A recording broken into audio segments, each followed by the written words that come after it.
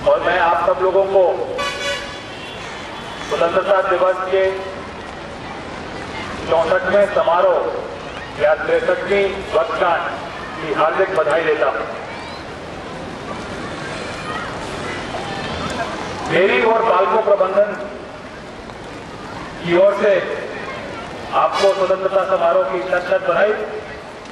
मैं ईश्वर से प्रार्थना करता हूं कि वह हमें समानता और सहिष्णुता के साथ एकजुट बने रहने की ताकत दे, जिससे हम सभी मिलकर स्वतंत्रता सेनानियों के अखंड, समृद्ध और खुशहाल भारत के सपने को साकार कर सकें।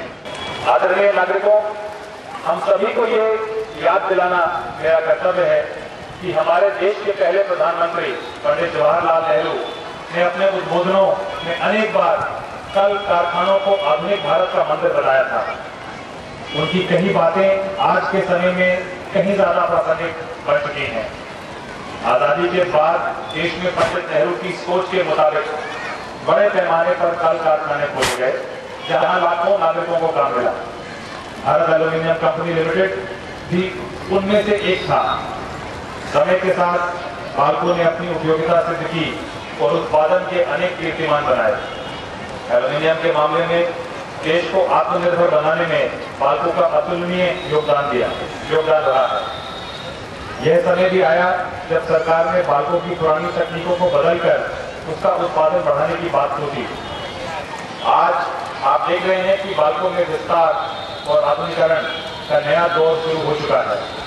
वेदांत समूह के हजारों करोड़ रुपए के निवेश से यहाँ 3.25 लाख टन के एल्यूमीनियम स्मेल्टर और 1200 मेगावाट विद्युत संयंत्र का काम जारी है। आप देखेंगे कि बाल्को जल्दी ही न सिर्फ भारत में बल्कि पूरी दुनिया में एक मिसाल बनेगा। मित्रों, विकास के कार्यों में तो पीढ़ियां गुजर जाती हैं। एक पीढ़ी का समय तकनीकों को विकास और उनकी स्थापना निवेश में होता है, परंतु उनका रखरखाव और चलायमान रखने की जिम्मेदारी अगली पीढ़ी पर आकर है। आज बाल्को जो कुछ है वह उन लोगों की बदौलत है जिन्होंने इसे अपने खून पसीने से सींचा है, रात दिन मेहनत कर इसे इतना विशाल आकार दिया है कि अब पूरी दुनिया की एल्यूमीनियम बिरादरी में बाल्को का नाम पूरे सम्मान से लिया जाने लगा है। ऐसा ही कुछ बाल्को परिवार से जुड़े आज की युवा पीढ़ी को भी करना है। हम सभी को मिलकर बाल्को को दुनिया का सर्वोत्कृष्ट संयंत्र बनाना है, एक ऐसा संयंत्र जिसके हुए कार्य को दुनिया एक मापदंड के तौर पर देखे। बाल्को के कर्मवीरों ने समय के साथ हर चुनौती का पूरी एकजुटता और दृढ़ता से सामना किया है और हर चुनौती को एक अवसर में बदल डाला है।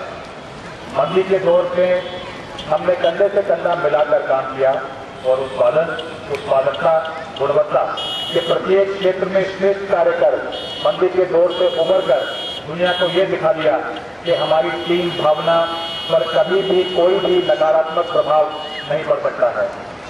इन दिनों एक बार फिर हमें ऐसे ही साहस और संकल्प की आवश्यकता है, क्योंकि अंतर्राष्ट्रीय बाजार में एल्यूमीनियम की कीमतों में उतार चढ़ाव जारी है।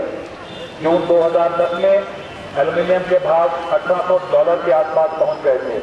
इन परिस्थितियों से निपटने के लिए बहुत जरूरी है कि हम अपनी उत्पादन लागत कम करें।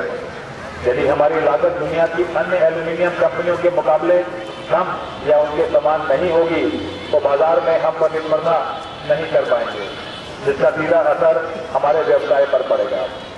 बाल्को कर्मियों से मेरा यह आग्रह है कि वे समय की चुनौतियों को देखते हुए ऐसी कार्यशैली विकसित करें जिससे बाजार में हमारी पकड़ और भी मजबूत हो सके। आपको ये बताते हुए मुझे खुशी हो रही है कि वर्ष 2009-2010 में बाल्को का गर्म धातु उत्पादन 2,54,845 मीट्रिक टन रहा। ये नए स्मेल्टर से अब तक का सर्वाधिक गर्म धातु उत्पादन रहा है, जबकि हमें प्रतिदिन 698 मीट्रिक टन धातु का उत्पादन किया। रॉड एवं रोल प्रोडक्ट उत्पादन में भी बढ़ोतरी हुई है। बीते वित्तीय वर्ष में हमने गर्म धातु ही नहीं परंतु एल्यूमीनियम रॉड एवं रोल प्रोडक्ट के उत्पादन में भी अब तक का सर्वाधिक आंकड़ा देकर एक नया कीर्तिमान स्थापित किया है। उत्पादन और उत्पादकता में बढ़ोतरी के साथ की गई नई तकनीकों का समावेश किया गया, जिससे ग्राहक संतुष्टि में भी इजाफा हुआ है। दोस्तों, उत्पादन, उत्पादकता और गुणवत्ता के साथ हिंडाल्को प्रबंधन का लक्ष्य अपने संयंत्र को दुर्घटना शून्य बनाना भी है। अनेक तरह के मॉकड्रिल और सुरक्षा अभ्यासों का उद्देश्य आपातकालीन परिस्थितियों पर प्रभावी नियंत्रण करना है। हम इस दिशा में काफी हद तक कामयाब हुए हैं। अभी तक सर्वाधिक 4000 मानव दिवसों यानी कि मैंडेज सुरक्षा प्रशिक्षण कार्यक्रम किए गए हैं। कर्मचारियों को सुरक्षित कार्यशैली के प्रति जागरूक बनाने के लिए अनेक प्रोत्साहन कार्यक्रम आयोजित किए गए हैं। हमारे इन प्रयासों को राष्ट्रीय और अंतर्राष्ट्रीय स्तर पर सराहा गया और हमें कई पुरस्कार भी मिले, जिन्होंने आप सबके प्रयास से तेजी से घटती दुर्घटना दर को और भी सुखमय और भी सुखद बनाया। पर्यावरण के संरक्षण और संवर्धन की दिशा में भी बाल्को ने अनेक कदम उठाए हैं। वर्ष 2010-11 में हमने अपनी ग्रीनर बाल्को परियोजना के अंतर्गत कोरबा, कवर्धा और मैनपाट में 3 लाख पौधे रोपने का लक्ष्य रखा है। छत्तीसगढ़ सरकार के भूजल संवर्धन कार्यक्रम में भी हमारा योगदान रहा है। इस वर्ष हमने कोरबा क्षेत्र के 4 तालाबों के गहरीकरण और जीर्णोद्धार में योगदान दिया। कवर्धा से होकर बहने वाली संकरी नदी के गहरीकरण और साफ सफाई के लिए आपकी कंपनी बाल्को ने छत्तीसगढ़ शासन को 25 लाख रुपए की मदद दी। वेदांत समूह के चेयरमैन आदरणीय श्री अनिल अग्रवाल जी का ये मानना है कि हमें उत्पादन और लाभ से आगे बढ़कर समान रूप से उसी प्रतिबद्धता के साथ समाज कल्याण के क्षेत्रों में भी काम करने की जरूरत है। उनके इस दर्शन पर अमल करते हुए वेदांत समूह ने बाल्को नगर, कोरबा, कबीरधाम, सरगुजा और रायपुर में सामुदायिक विकास के अनेक कार्यक्रम संचालित किए हैं। इस वर्ष हमारी एक महत्वपूर्ण योजना रही है कोरबा जिले में छत्तीसगढ़ के पहले वेदांत केंद्रीयकृत रसोई घर की स्थापना। बाल्को ने 1.5 करोड़ रुपए के निवेश से स्थापित केंद्र को प्रदेश के मुख्यमंत्री डॉक्टर रमन सिंह जी ने लोकार्पण किया। अब इस केंद्र से जिले के 288 स्कूलों में उच्च पौष्टिक भोजन की आपूर्ति की जा रही है और इससे लगभग 40,000 बच्चे लाभान्वित हो रहे हैं। वर्ष 2010 में हमारी महत्वपूर्ण परियोजना में से एक है कि वेदांत स्किल स्कूल की स्थापना। इसके अंतर्गत एक आवासीय व्यावसायिक प्रशिक्षण केंद्र का संचालन किया जाएगा, जिसमें छत्तीसगढ़ राज्य के चयनित बेरोजगार युवकों और युवतियों को राजमिस्त्री, नल मिस्त्री, बिजली उपकरणों की मरम्मत, वस्त्र उद्योग इत्यादि के लिए व्यावसायिक प्रशिक्षण दिए जाएंगे। वर्ष में लगभग 1700 लोगों को प्रशिक्षण देने की योजना बनाई गई है।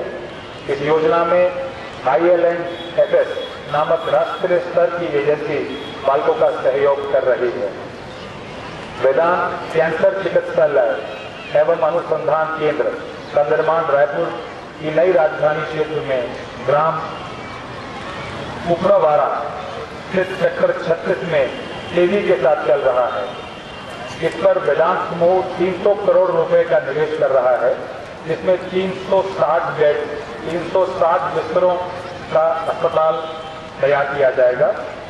यहाँ कैंसर चिकित्सा के विश्व स्तरीय उपकरण होंगे। इस चिकित्सा केंद्र का संचालन हब एंड स्पोक मॉडल के अनुसार 3 स्तरों में होगा। पहले स्तर का काम कोरबा, सरगुजा, कबीरधाम, राजनांदगांव, दुर्ग के क्षेत्रों में जारी होगा। बाल्को की संपूर्ण तरक्की यहाँ के कर्मचारियों और अधिकारियों पर टिकी है। हमें गर्व है कि हमने उन्हें ऐसा कार्य वातावरण प्रदान किया है जहाँ संशय और अविश्वास जैसी किसी भी चीज का कोई अस्तित्व नहीं है। उम्मीद करता हूँ कि समय के साथ हमारी एकजुटता और सामंजस्य में बढ़ोतरी होगी। आइए इस शुभ अवसर पर हम बाल्को की चहुमुखी विकास का संकल्प लेते हुए 3 बार जय हिंद का नारा लगाएं। जय हिंद, जय हिंद, जय हिंद, जय हिंद, जय हिंद।